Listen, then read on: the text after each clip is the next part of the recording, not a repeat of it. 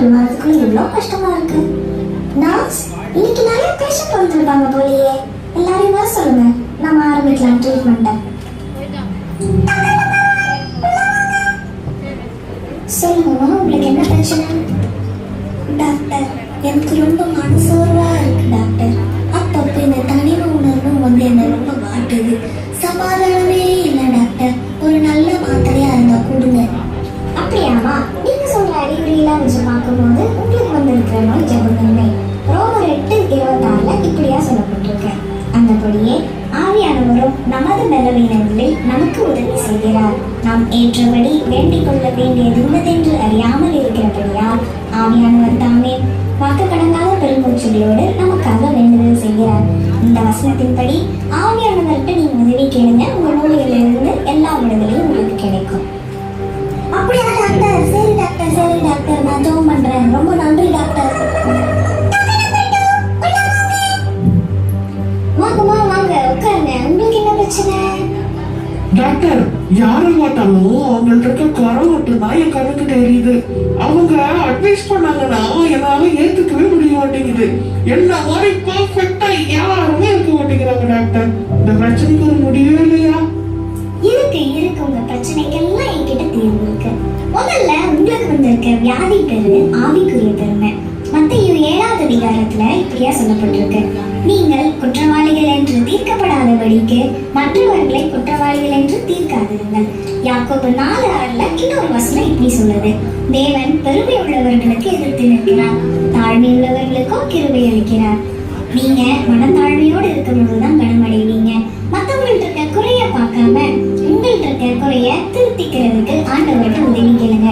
மனத்தாழ்மை வேணும்னு சொல்லி ஆண்டவர்கிட்ட இன்னும் ஊக்கமா ஜெபம் பண்ணீங்கன்னா உங்கள்கிட்ட இருக்கிற ஆவிக்குரிய பெருமை எல்லாம் உங்களை விட்டு நீங்கி உங்க பிரச்சனைக்கு எல்லாம் ஒரு தீர்வு உண்டாங்க. ஓகே டாக்டர், ஓகே டாக்டர், நான் துணிக்கு நான் முயற்சி பண்றேன். Thank you doctor. பாய். வாங்க, உங்களுக்கு என்ன பண்ணுது உடம்புல? உட்காருங்க.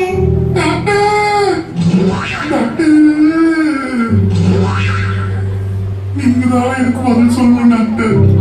என் ஜெபத்துக்கு பதிலே வர மாட்டேங்குது.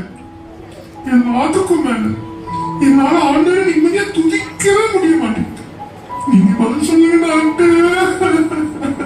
அழாதீங்கம்மா, அழாதீங்க. உங்களுக்கு வந்திருக்க வியாதி பேரு புலம்பல். விசுவாசத்தோட ஜெபத்துல எவைகளை கேட்பீங்களோ அவைகளை தருவேன்னு இயேசு கிறிஸ்து வேதத்தின் மூலியமா நமக்கு வாக்கு பண்ணியிருக்காரு. நீங்க விசுவாசத்தோட ஜெபம் பண்ணுங்க, உங்களுடைய ஜெபத்தின் எல்லாவற்றிற்கும் அவர் பதில் தருவாரு. நாளை தினத்துல என்னத்தை குடிப்போம், என்னத்தை உண்ணுவோம், எதை உடுப்போம் அப்படின்னு சொல்லி நாளை தினத்தை குறிச்சே நீங்க கவலைப்படாதீங்க. உங்களுடைய பாரங்கள் எல்லாம் கர்த்தரிடத்துல இறக்கி வைங்க. அவர் உங்களுக்கு தேவையானதை நிச்சயமா செய்து முடிப்பாரு. 1 தெசலோனிக்கேயர் 5ஆம் அதிகாரம் 16-18 வசனத்துல இப்படியா சொல்லப்பட்டிருக்கு. எப்பொழுதும் சந்தோஷமாயிருங்கள், எல்லாவற்றிலேயும் ஸ்தோத்திரம் செய்யுங்கள், கர்த்தரை துதிக்க பழகிக்கோங்க. சூழ்நிலைகள் எவ்வளவு வித்தியாசமா இருந்தாலும், எவ்வளவு கஷ்டமா இருந்தாலும், எவ்வளவு நெருக்கமா இருந்தாலும் கர்த்தரை துதிக்க துதிக்க உங்களுக்கு இருக்கிற இந்த புலம்பல் வியாதி மாறிடும். டாக்டர், இனிமே நான் கர்த்தரை துதிக்க பழகிக்கிறேன். கவலைப்பட மாட்டேன். விசுவாசத்தோட ஜெபம் பண்றேன். பாய் டாக்டர். அப்பா, அடுத்த பேஷண்ட் வர சொல்லுமா.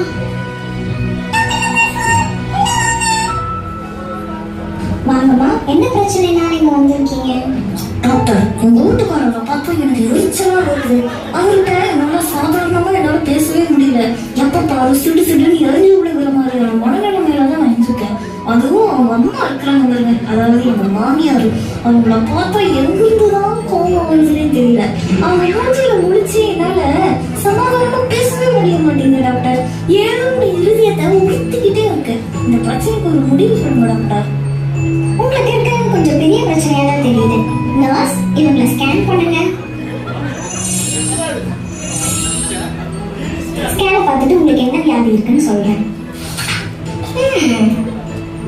உங்க உடம்புல ஒரு பிரச்சனை இல்ல, 2 விதமான வியாதி உங்க உடம்புல இருக்கு. ஒண்ணு கோபம், இன்னொன்னு மன்னியாமை. எபேசியர் 5ஆம் அதிகாரம் 31-32 வசனத்துல இப்படியா சொல்லப்பட்டிருக்கு.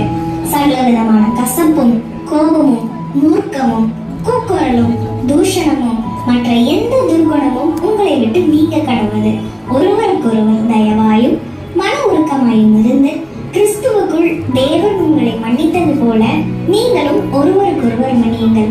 நீங்க உங்க ஹஸ்பண்டையோ உங்க மாமியாரையோ மன்னிக்காத வரைக்கும் இந்த பிரச்சனை, அந்த உறுத்தல் உங்க இருதயத்துல இருக்குன்னு சொன்னீங்கல்ல, அது மாறவே மாறாது. அந்த கசப்பை எடுத்து போட ஆண்டவர்கிட்ட உதவி கேளுங்க. அவருடைய அன்புனால உங்க இருதயம் நிரப்பப்படும் போது நீங்க தயவா நடந்துக்குவீங்க, சாந்தமா பேசுவீங்க, அன்போடு உங்க குடும்பத்தார் நடத்துவீங்க. ரொம்ப நன்றி டாக்டர். இனி எரிச்சலாகாம கோவப்படாம மன்னிக்கும் இதயத்தோட நான் வாழ்றேன். Thanks doctor.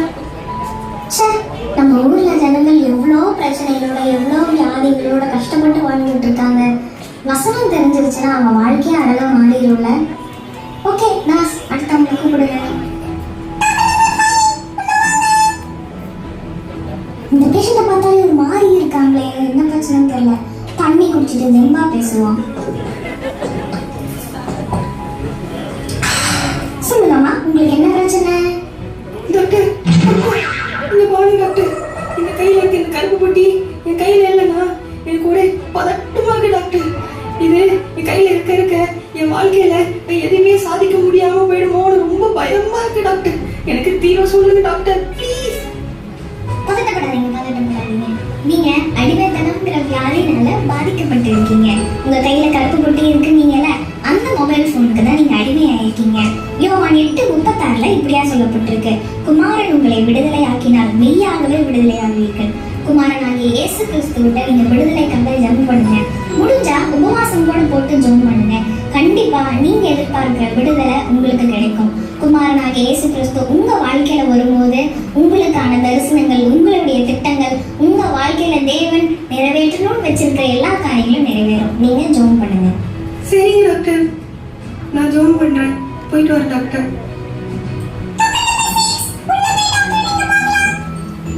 வாங்க வாங்க உட்காருங்க. உங்களுக்கு என்ன பிரச்சனை? டாக்டர், எங்க வீட்டுல பண செலவு ரொம்ப அதிகமா ஆகிட்டே இருக்கு டாக்டர். ஒரு பொருள் மேல இருக்கிற ஆசையே என்னால உங்க வீட்டுல இருக்க பண பிரச்சனைக்காக ஹாஸ்பிட்டல் வரைக்கும் வந்தீங்க. அந்த பிரச்சனைக்கு வேணா தீர்வு என்கிட்ட இல்லாம இருக்கலாம், ஆனா உங்களுக்கு புறம்பான அலங்கரிப்புங்கிற நோய் இருக்குது. அதனாலதான் திரும்ப திரும்ப பொருள் வாங்கணும் அப்படிங்கிற தோணல் உங்களுக்கு இருந்துகிட்டே இருக்கு. அதுக்கான தீர்வு சொல்றேன் கேளுங்க.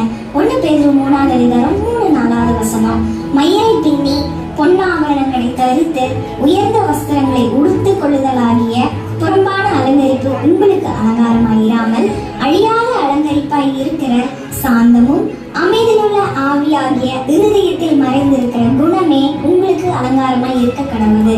அதுவே தேவனுடைய பார்வையில் வெளியேற பெற்றது. இந்த வெளியேற பெற்ற குணாதிசயங்களை உங்களுக்குள்ள வளர்த்துக்கிறதுக்கு ஆண்டவர்கிட்ட உதவி கேளுங்க. சாந்தமும் அமைதியுள்ள ஆவி மட்டும்தான் ஆண்டவருடைய பார்வையில வெளியேற பெற்றதுன்னு வேதத்துல சொல்லப்பட்டிருக்கு. அந்த ஆவி உங்களுக்குள்ள வரும்போது உங்களுடைய ஹஸ்பண்ட் உங்களை பார்த்து சந்தோஷப்படுவாரே தவிர கோபப்பட மாட்டாரு. உங்களுக்கு இருக்கிற அடக்க முடியாத அந்த ஆசைகள் எல்லாமே மாறிடும். என்னது, எனக்கு நோய் இருக்கா? என்னவோ சொல்றீங்க, நான் ஜூம் பண்ணி பாக்குறேன். எங்க வீட்டுல இருக்கிற பண பிரச்சனை மாறினாலே போதும், என் ஹஸ்பண்ட் சந்தோஷமாயிடுவாரு, எனக்கு திட்ட மாட்டாரு. தேங்க்ஸ் டாக்டர், எனக்கு இருக்கிற வியாதியை கண்டுபிடிச்சு சொன்னதுக்கு. நான் போயிட்டு வரேன், பாய். நம்மை சுத்தி இருக்கிற ஜனங்கள் பல விதமான பிரச்சனைகளோட கஷ்டப்பட்டுட்டு இருக்காங்க. சிலருக்கு தனக்கு இந்த வியாதி தான் இருக்குன்னு தெரியாமையே வாழ்ந்துட்டு இருக்காங்க. எவ்வளவு பரிதாபமான நிலைமை பாத்தீங்களா? இதுக்கெல்லாம் ஒரே ஒரு தீர்வு, சத்தியத்தை அறிவீர்கள், சத்தியம் உங்களை விடுதலையாக்கும். நம்ம ஹாஸ்பிட்டல்ல டாக்டர் ஃபீஸ் கிடையாது, மெடிசனுக்கு எந்த ஃபீஸும் கிடையாது, ஸ்கேன் எடுத்தீங்கன்னா அதுக்கும் ஃபீஸ் கிடையாது. இவ்வளவு இலவசமா கிடைக்கிற இந்த சத்தியத்தை நீங்க அறிஞ்சீங்கன்னா உங்களுக்கு விடுதலை கிடைக்கும். சத்திய தேவன் உங்க வாழ்க்கையில வந்தாருன்னா உங்க வாழ்க்கை மாறும். சத்திய ஆவியாகிய தேற்றரவாளன் உங்க வாழ்க்கையில இடைப்படும் போது உங்களுக்கு விடுதலை கிடைக்கும்.